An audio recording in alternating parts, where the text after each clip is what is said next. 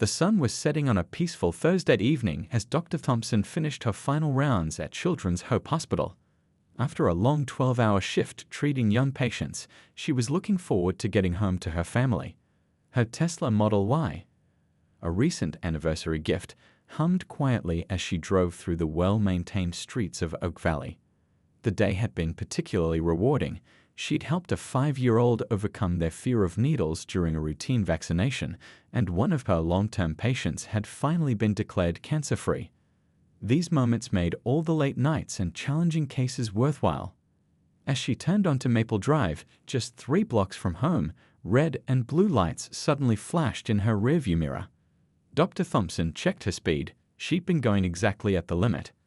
Puzzled but unconcerned, she signaled and pulled over smoothly, making sure to stop in a well-lit area near a convenience store. Following the safety protocols she'd learned years ago, she turned on her interior lights, placed both hands visible on the steering wheel, and waited patiently. Through her side mirror, she watched Officer Reynolds approach. His walk seemed unusually tense, one hand already resting on his holster. "License and registration," he barked before even reaching her window, his tone sharp and hostile. Dr. Thompson kept her movements slow and deliberate as she reached for her purse on the passenger seat. "I have my documents right here, officer," she said calmly, maintaining her professional demeanor despite his aggressive approach. The moment she handed over her license, the officer's expression changed. He looked at the photo, then at her, then back at the license. "This your car?" he demanded, his voice dripping with suspicion. "Yes, officer," Dr. Thompson replied, her heart beginning to race despite her outward composure. She'd been through similar situations before, but it never got easier. "Step out of the vehicle," Officer Reynolds commanded, his hand still hovering near his weapon. Dr. Thompson's medical training kicked in, helping her maintain steady breathing despite the growing tension. "May I ask why, officer?" "I was following all traffic laws." The convenience store's security cameras silently recorded as Officer Reynolds' face twisted with anger at her question. "I said step out of the vehicle," he shouted, now fully unsnapping his holster. The few passers-by slowed down, some pulling out their phones, creating an audience to this increasingly dangerous situation. Dr. Thompson's mind raced to her family waiting at home, to her patients who needed her tomorrow, to her rights as a citizen. With trembling fingers, she pressed the emergency contact button on her phone, sending her location to her husband. As a high-ranking federal agent, he had always worried about her driving alone at night. Now his concerns were proving justified. Through it all, she kept her voice steady and professional, the same tone she used to calm anxious parents in her pediatric practice. "Officer, I'm a physician at Children's Hope Hospital, just finishing my shift. I'm happy to provide my hospital ID along with my driver's license." But Officer Reynolds wasn't interested in her credentials. His next words, captured clearly by his body camera, would later become crucial evidence. "People like you don't drive cars like this in neighborhoods like Oak Valley unless something illegal is going on." The situation was spiraling, and Dr. Thompson knew the next few moments would be critical. She needed to stay calm, even as anger and fear churned inside her. Unknown to Officer Reynolds, his actions that evening would soon trigger a chain of events that would shake the entire police department to its core and bring about changes nobody in Oak Valley could have anticipated. Little did he know, the woman he was harassing wasn't just any doctor. Her husband's position in federal law enforcement would ensure this incident wouldn't be brushed aside like so many others before it. But for now, Dr. Thompson focused on surviving the next few minutes, drawing on years of experience in high-pressure situations to keep her composure as backup patrol cars began arriving with their sirens wailing. 2 additional police cruisers pulled up, their bright headlights creating harsh shadows across the street. Dr. Thompson's heart pounded, but her hands remained steady on the steering wheel, the same steadiness she maintained during complex medical procedures. The convenience store's security cameras continued their silent witness as more officers approached her vehicle. "Last warning, step out now," Officer Reynolds shouted, his voice echoing off nearby buildings. A small crowd had gathered at the store entrance, their phones raised, recording everything. Dr. Thompson took a deep breath, remembering her rights while weighing her options. Her hospital ID badge caught the flashing lights as it hung from the rearview mirror. A cruel irony given how she'd spent her day saving lives. "Officer," she began, her voice clear and controlled, "I'm going to reach for my phone to record this interaction for both our safety." The words had barely left her mouth when Officer Reynolds yanked her door open. The sudden movement sent her hospital lanyard swinging, the ID badge now clearly visible under the street lights. "I don't care if you're the Queen of England," he snarled, reaching for her arm. "When I give an order, you follow it." The body camera on his chest captured every word, every aggressive movement, as Dr. Thompson maintained her composure. Years of handling emergency room crises had taught her to stay calm under pressure, but this was different. This was personal. A young rookie officer stood slightly behind Reynolds, looking increasingly uncomfortable with the situation. His body camera too was recording, catching Reynolds' next words. "These people think their fancy cars and degrees make them above the law." The rookie shifted uneasily, clearly struggling between his training and what he was witnessing. Dr. Thompson managed to press record on her phone, just as Officer Reynolds grabbed her wrist. "I'm complying, officer," she stated firmly, her voice steady despite the growing pain in her arm. "But I have the right to know why I'm being asked to exit my vehicle." The growing crowd of onlookers murmured, some calling out in support. The store owner had come outside now, recognizing Dr. Thompson from her frequent coffee stops before her hospital shifts. He stood near his door, phone also recording, a witness to the unfolding injustice. His presence added another layer of community observation to the scene. As Officer Reynolds continued his aggressive demands, Dr. Thompson's phone screen lit up with an incoming text. Her husband had received her emergency location ping and was already mobilizing resources. But here on this darkening street, she was alone facing a situation she'd hoped her achievements and position would have helped her avoid. "Get out, now!" Reynolds yanked harder, causing Dr. Thompson to wince. The rookie officer finally stepped forward, his conscience apparently winning over hierarchy. "Sir, maybe we should," but Reynolds cut him off with a glare. This brief interaction would later become crucial evidence in the investigation. Dr. Thompson's medical mind kicked in, cataloging everything: the increasing pressure on her wrist, the exact words being used, the badge numbers of all officers present. She'd learned long ago that details matter, whether in medicine or moments of crisis. The dashboard camera in Reynolds' patrol car recorded the entire scene: her Tesla parked perfectly, her calm attempts at communication, his escalating aggression. The timestamp would show that barely 10 minutes had passed since the initial stop, but those minutes would eventually reshape an entire department's approach to community policing. Through it all, Dr. Thompson maintained her dignity. Even as Officer Reynolds made comments about her kind causing trouble in good neighborhoods, she kept her responses professional and clear. Her hospital training in de-escalation was being put to a very personal test. More patrol cars were arriving now, their lights painting the street in a carnival of red and blue. The rookie officer had stepped back, but kept his camera pointed directly at the scene, his conscience clearly troubled by what he was witnessing. Unknown to everyone present, his footage would later become key evidence. The surrounding air grew thick with tension as neighbors emerged from their homes, drawn by the commotion. Many recognized Dr. Thompson from her years of service at the Children's Hospital. Their presence added to the growing sense that something was very wrong with this traffic stop. As Officer Reynolds reached to grab her phone, declaring it evidence, Dr. Thompson's thoughts went to her patients scheduled for tomorrow. She needed to stay safe, stay whole, stay professional, not just for herself, but for them. Little did Officer Reynolds know, his actions tonight would soon face scrutiny from levels of law enforcement far beyond his local precinct. The situation was about to reach a breaking point, with Officer Reynolds' next actions crossing a line that would prove impossible to ignore. But for now, on this ordinary street turned battlefield of civil rights, Dr. Thompson drew on every ounce of her professional training to maintain her composure in the face of raw prejudice. The night air crackled with tension as Officer Reynolds made his fatal mistake. Grabbing for Dr. Thompson's phone, he knocked it from her hand, sending it clattering across the pavement, but not before it had automatically uploaded its recording to her cloud storage. The sound of the phone hitting the ground seemed to echo through the now silent street. "That's police evidence now," Reynolds barked, but his voice carried a note of satisfaction that his body camera caught perfectly. The growing crowd of onlookers gasped as he roughly pulled Dr. Thompson from her car, ignoring her calm statements that she was complying with his orders. The convenience store's fluorescent lights cast harsh shadows across the scene, making it look like some surreal theater performance. The rookie officer's hands were shaking as he picked up the phone, carefully placing it in an evidence bag. His training hadn't prepared him for this, watching a respected community doctor being treated like a criminal for simply driving her own car. Later, his written report would prove invaluable in revealing the truth of what happened next.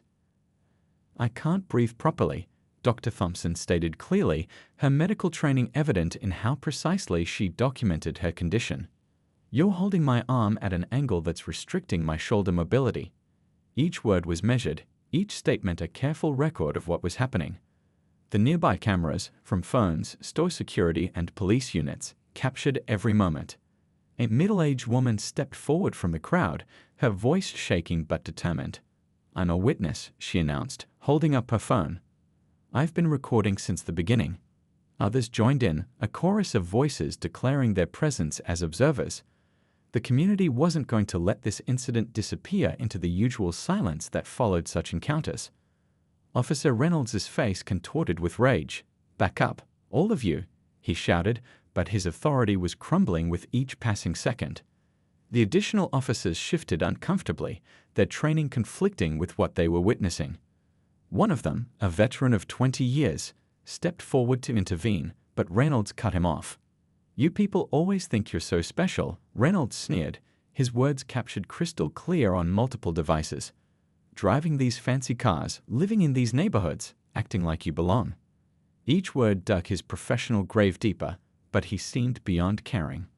The rookie officer's body camera caught every syllable, every hateful inflection. Dr. Thompson remained remarkably composed, her voice steady as she responded, "Officer, I'm a pediatric surgeon. Tomorrow morning, I have 3 children scheduled for life-saving procedures. I need to document any injury to my hands." Her professional concern for her patients, even in this moment of personal crisis, would later move many who watched the footage. The crowd had grown larger now, with neighbors emerging from their homes, many in medical scrubs, colleagues who recognized the doctor from the hospital. The street had become an impromptu gathering of witnesses, their presence a silent rebuke to the unfolding abuse of power. Thunder rumbled in the distance, nature providing an ominous backdrop to the scene.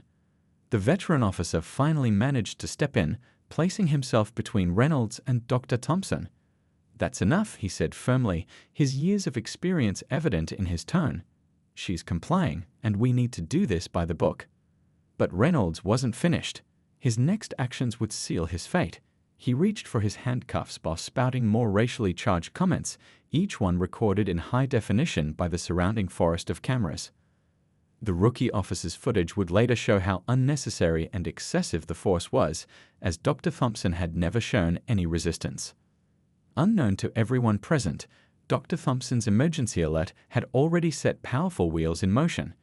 Her husband's federal task force was mobilizing, their response about to demonstrate why civil rights violations by law enforcement were taken so seriously at the federal level. The convenience store owner had been busy calling his regular customers, other community leaders who could serve as additional witnesses. Within minutes, several respected business owners and professionals had arrived, their presence adding weight to the growing documentation of the incident. A light rain began to fall, the droplets catching the swirling red and blue lights. Dr. Thompson thought of her patients as the cold handcuffs closed around her wrists, the children who trusted her with their lives, the parents who relied on her steady hands. Even now, she was mentally rescheduling tomorrow's surgeries, a sense of responsibility unshaken by the chaos around her. The night would prove to be a turning point, not just for the police department, but for the entire community. As Officer Reynolds led Dr. Thompson toward his patrol car, he had no idea that his actions were about to trigger an investigation that would expose years of similar incidents, bringing about changes that would reshape law enforcement in their city. Inside the federal building downtown, the quiet of the evening shift was broken by urgent activity. The FBI deputy director's phone lit up with his wife's emergency alert, displaying her location and a live audio feed. His face hardened as he listened to the unfolding situation, years of professional restraint keeping his emotions in check, even as his personal life and professional duties collided. "Get me everything on Officer Reynolds and the Oak Valley Police Department," he commanded, his voice carrying the weight of 2 decades of federal service. His team sprang into action, computer screens lighting up as databases were accessed and files pulled. The quiet office transformed into a hub of focused activity. In the break room, he watched the live social media feeds showing his wife's ordeal. His hands gripped his coffee cup tightly, the ceramic nearly cracking under the pressure. A junior agent approached with preliminary findings. "Sir, we've found a pattern. Officer Reynolds has 17 complaints filed against him in the past 3 years alone." The deputy director's jaw tightened. This wasn't just about his wife anymore, this was about a systemic issue that had gone unchecked for far too long. He reached for his secure phone, dialing a number he rarely used. "This is Deputy Director Thompson. I need the Civil Rights Division's Rapid Response Team. We have an active situation in Oak Valley." Meanwhile, across town, unmarked federal vehicles were already moving into position. The agents inside were professionals who had seen similar cases before, but this one was different. It involved one of their own. Their dashboard cameras captured the growing crowd at the traffic stop, their trained eyes noting every detail that would later become evidence. Back at the federal building, data began flooding in. Reports, complaints, internal affairs investigations that had been mysteriously closed, all painting a picture of a department that had turned a blind eye to problematic behavior. The deputy director's team worked methodically, building a case that would be impossible to ignore. "Sir," a senior analyst called out, "we've found something interesting. Every time Reynolds was investigated, the same sergeant signed off on clearing him." The web of protection around Officer Reynolds was beginning to unravel, threads of corruption exposed under federal scrutiny. The deputy director's phone buzzed again, this time with footage from the convenience store's security cameras. He watched in silent fury as Reynolds manhandled his wife, but his response was pure professional focus. "Get me Judge Chen on the line. We need emergency warrants for the department's internal communications." The office hummed with purposeful energy as agents coordinated with local FBI field officers. Years of experience in civil rights investigations guided their actions. They knew exactly what evidence to secure, which witnesses to protect, what patterns to look for. In a quiet corner, a team of technical specialists was already accessing the police department's body camera database. "Multiple deletions in the past hour," one reported grimly. "But we've got backups." The attempted cover-up was only strengthening their case. The deputy director stood at his window, looking out over the city lights. His wife was one of the city's most respected pediatric surgeons, saving children's lives daily. Now she was being treated like a criminal, and for what? Driving her own car in her own neighborhood. His hands clasped behind his back, military training from years ago, helping him maintain his composure. "Sir," his assistant interrupted his thoughts, "Chief of Police Williams is on line 1. The deputy director allowed himself a small, grim smile. The local police were about to learn why civil rights violations were taken so seriously at the federal level. On various screens around the office, social media exploded with videos of the incident. The deputy director's team monitored each post, each tweet, building a comprehensive timeline of events. Public outrage was growing, but they needed to work within the law. Emotions couldn't drive this investigation. A senior agent entered with more files. "We've identified 8 similar incidents in the past month alone. Different officers, same patterns, same supervisors looking the other way." The case was growing beyond Officer Reynolds, revealing systemic issues that would require comprehensive reform. The clock on the wall showed midnight approaching, but no one in the office showed any sign of slowing down. This wasn't just another case. This was a chance to address long-standing issues in local law enforcement. The deputy director's personal connection to the victim only strengthened their resolve to handle everything by the book. As federal agents quietly positioned themselves around the Oak Valley Police Department, the deputy director made one final call to the hospital board. His wife's patients couldn't wait for this situation to resolve. As he arranged for another surgeon to cover her procedures, he was reminded again of the real human cost of unchecked discrimination. The night was far from over, but the wheels of federal justice were now in motion. Officer Reynolds had no idea that his traffic stop had just triggered an investigation that would reshape law enforcement in Oak Valley. The deputy director allowed himself a moment to check his wife's location tracker again, then turned back to the task at hand.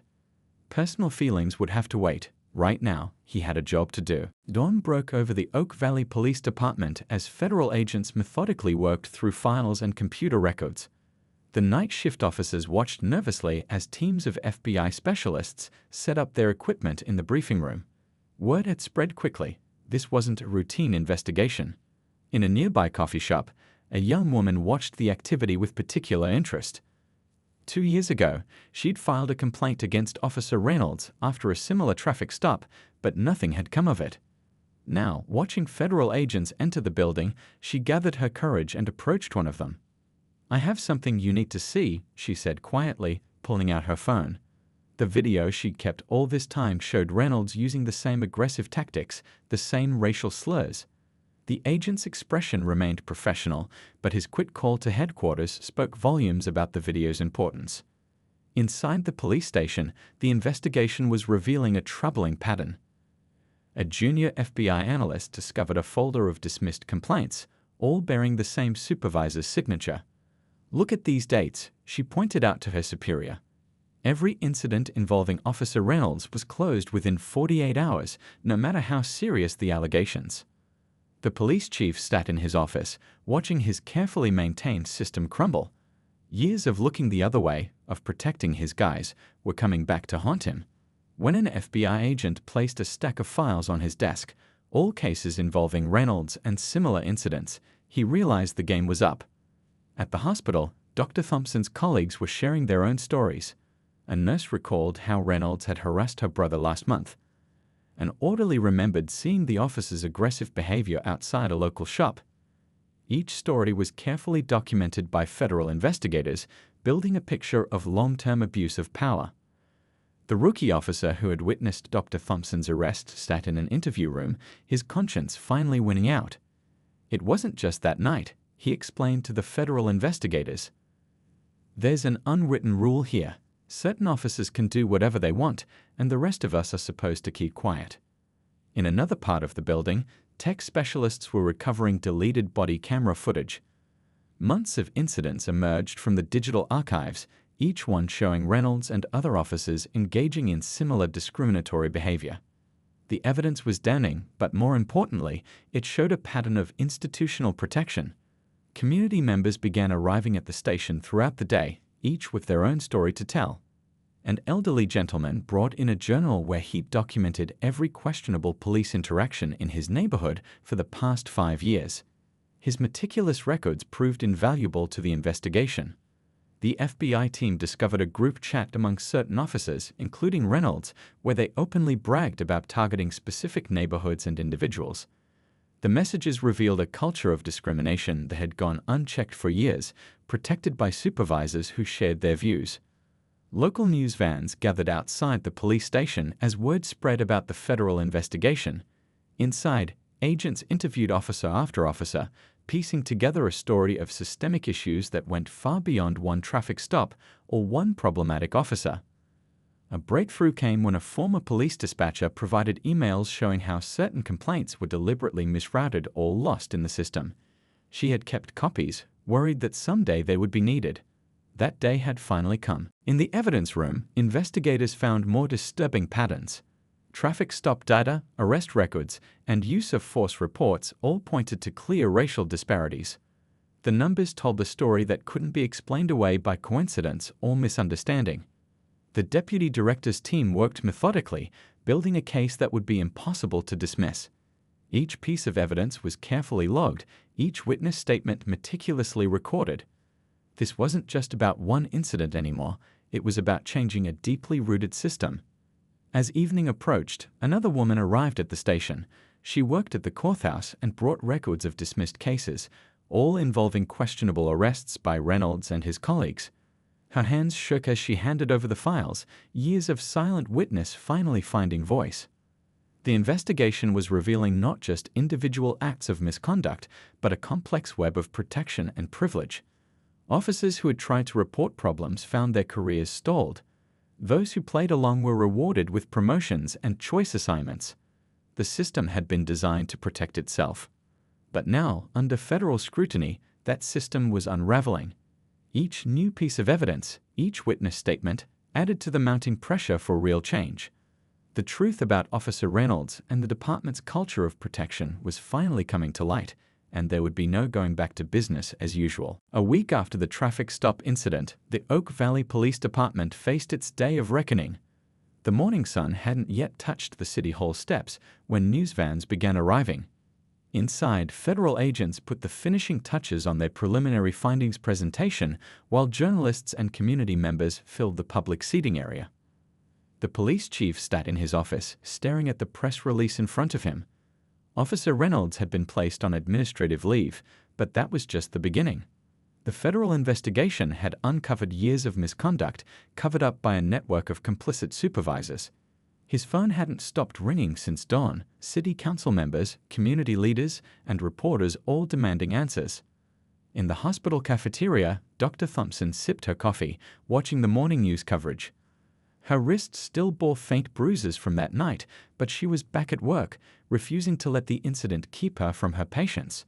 Young nurses and doctors stopped by her table, sharing quiet words of support and their own stories of similar encounters. The city council chamber buzzed with tension as the FBI deputy director stepped up to the podium. Behind him, screens displayed statistics, graphs, and photos, irrefutable evidence of systematic discrimination within the department. The room fell silent as he began speaking, his voice steady and professional despite the personal nature of the case that had triggered the investigation. Over the past week, he began, "Our investigation has revealed a pattern of conduct that cannot be ignored." He detailed the findings.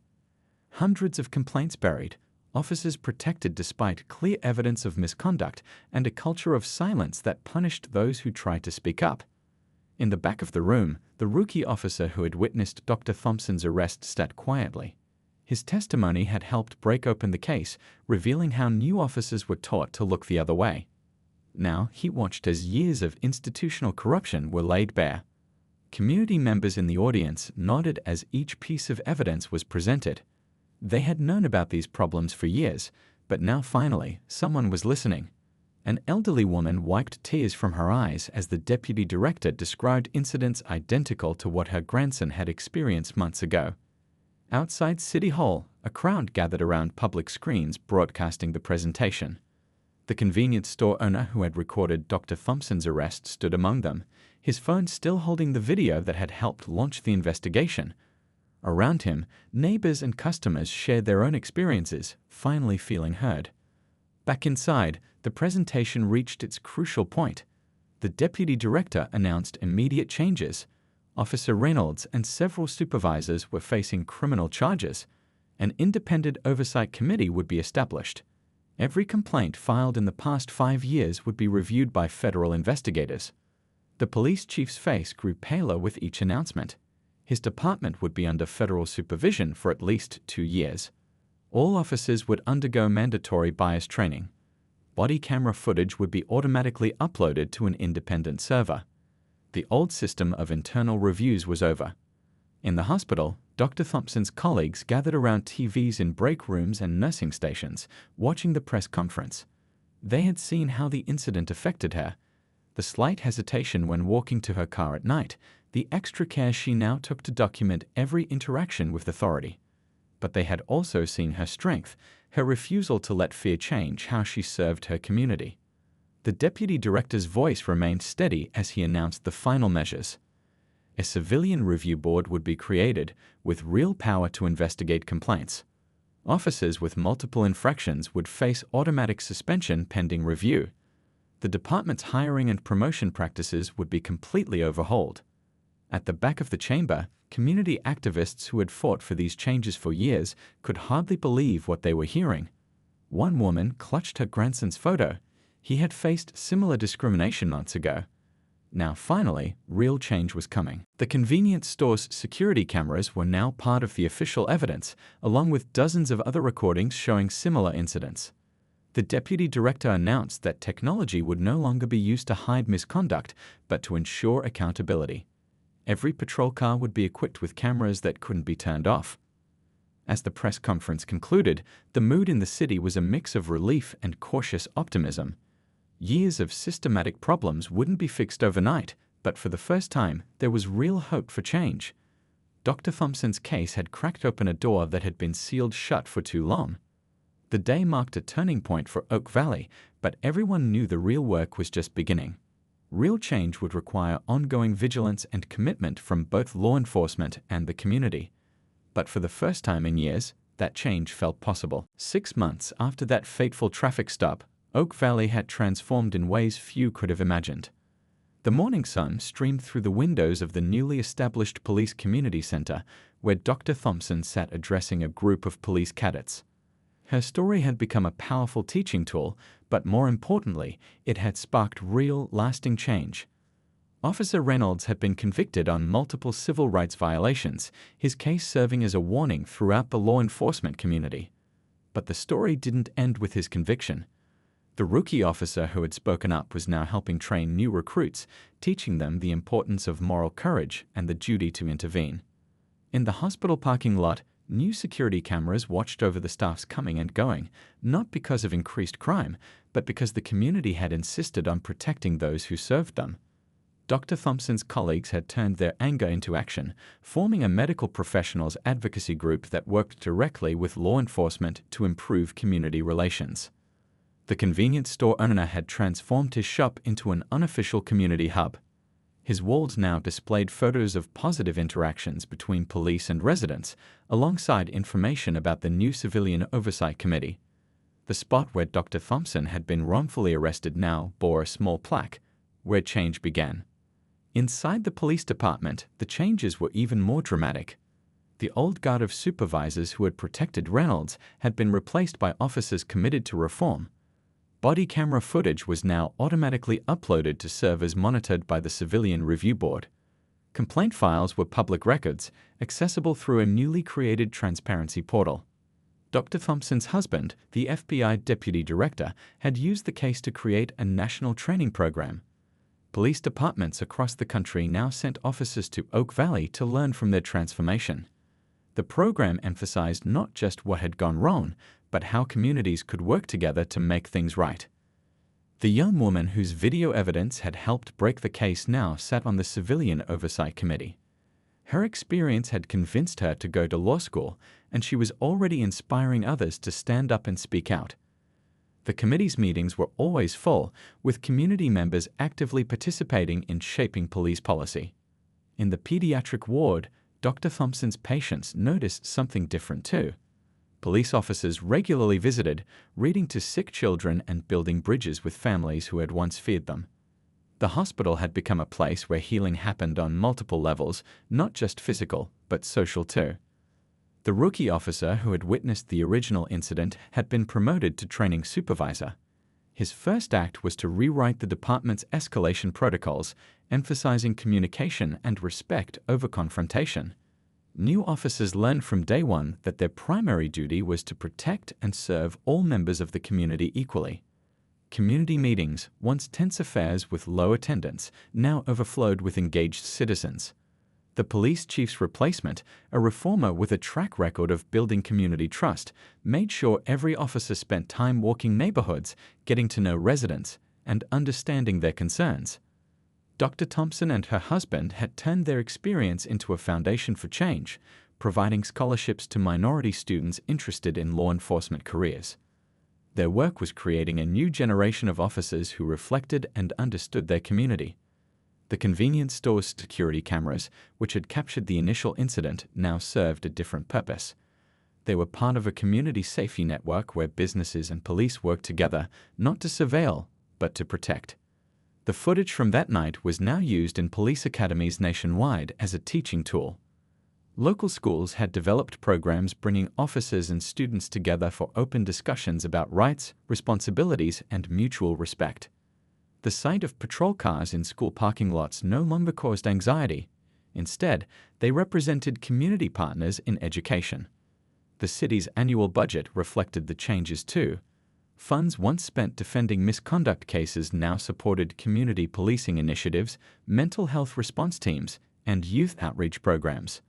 The investment was paying off in reduced tensions and increased trust. As Dr. Thompson finished her presentation to the cadets, she looked out at their faces, diverse, engaged, and committed to doing better.